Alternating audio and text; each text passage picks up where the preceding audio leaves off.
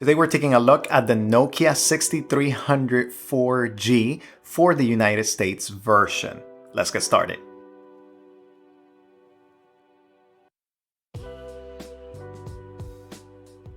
If you're new to the channel, my name is Jose, and here we talk about digital minimalism. So if that's something that interests you, make sure to subscribe.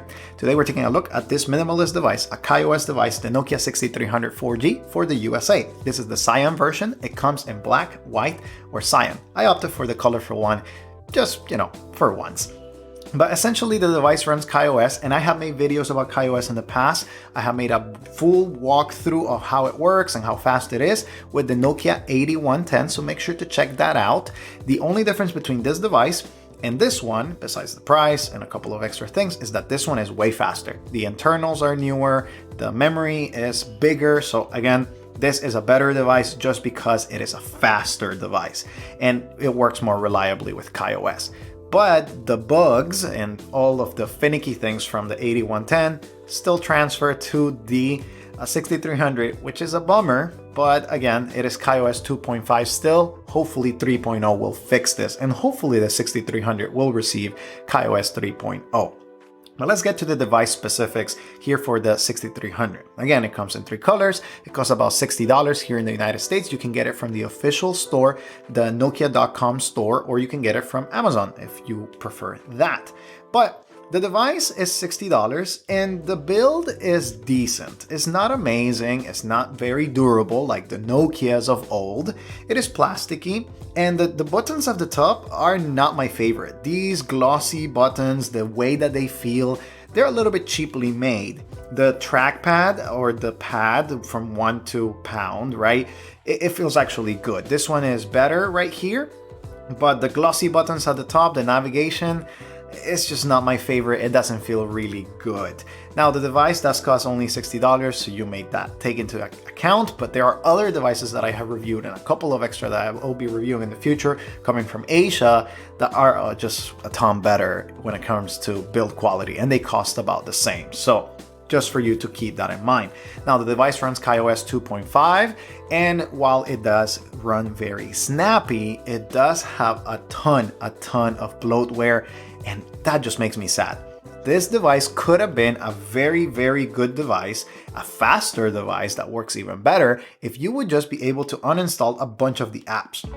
You are not able to uninstall certain apps. Others you are, but there's some games in there that you're just not able to get rid of. And yes, you're able to get rid of Facebook or a couple of apps here and there, but you're not going to be able to get rid of everything unless you go to Banana Hackers and learn how to mod your device and uninstall a couple of things here and there.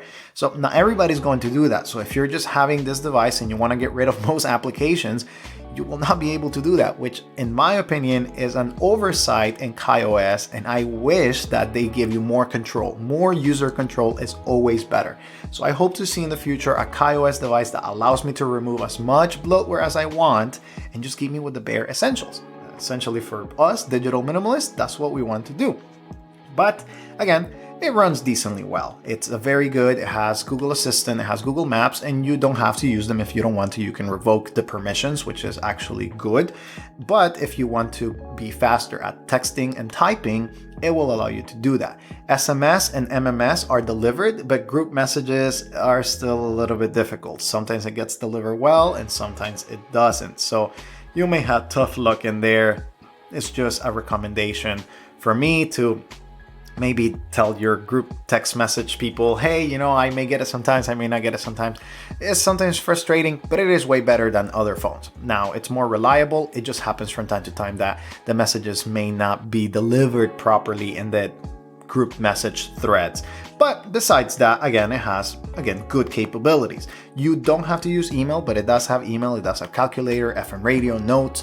Again, a lot of tools that are very useful for digital minimalists. And the thing that I like the device the most is that it is a candy bar device. So most devices so far from KaiOS have been in odd shapes or flip phones, right? You have the Alcatel Go Flip 3, you have the banana phone, you have also the Nokia 2720, right? A lot of rebrands and things of this nature that run KaiOS. and they were, you know, kind of like just nostalgic at a certain point. But a candy bar device, the Nokia 6300 and the 8000, are actually better, my favorites, if you will. The 8000 has a better construction, so I hope that they bring it to the United States because it just looks better and feels better, I believe, because it has more glass components, things of that nature. So again, that's hopefully improved experience when it comes to the materials. Now, the device does have a camera. Again, as I always say, it's not going to win any awards, and you can use it. It's pretty decent. It's not super amazing. And, you know, that's it. It's not going to win awards, but it can get the good job done for whenever you had to just snap a small picture here and there. Now, a couple of extra things. It does have more KaiOS centric features. So KaiOS is very difficult for me to sometimes recommend it because it feels very invasive. Like, the device is very good and it runs very well, but sometimes you just see a lot of, like, for example, the cards or like things that happen sometimes in the screen. It's just like KaiOS, KaiOS, KaiOS, right? Like, you know, advertisement, advertisement, advertisement. This is one of the things where I recommend KaiOS devices. Is like, just make sure that you get applications that are less ads or that they show less ads, because a lot of them is just interrupting the experience from the user. You open an app and after a couple clicks you have a lot of advertisements, and that can deter you from actually having a good experience with the phone. It's worse than most Android phones or anything related Apple, even, you know, just other feature phones. It's just the ads are incessant, especially if you have an app that came from the KaiOS store. So make sure to go to Banana Hackers if you plan to use any KaiOS device and get those that you can get rid of most, you know, non-KaiOS applications, that you can install them by side loading them, get them from the Banana Hackers store. That's just a better way, and you're gonna have a better experience than if you were just going through the regular KaiOS store. Battery life is decent, is very good. It lasts about 2 days, you know, with mild usage. And of course, if you want to kill it in a day, you can do that.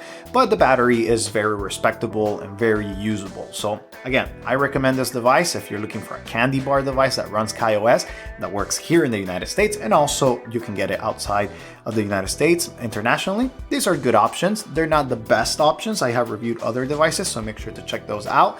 But again, it has the main essentials, Google Maps, things of that nature, that sometimes people have hiccups leaving their smartphones. It can be a good transition device for you. If you have any questions about this KaiOS device, please let me know in the comments. And if you have anything else, again, questions about any other devices, I always interact, so make sure to check it out there. Thanks for watching this video, and I'll see you in the next one.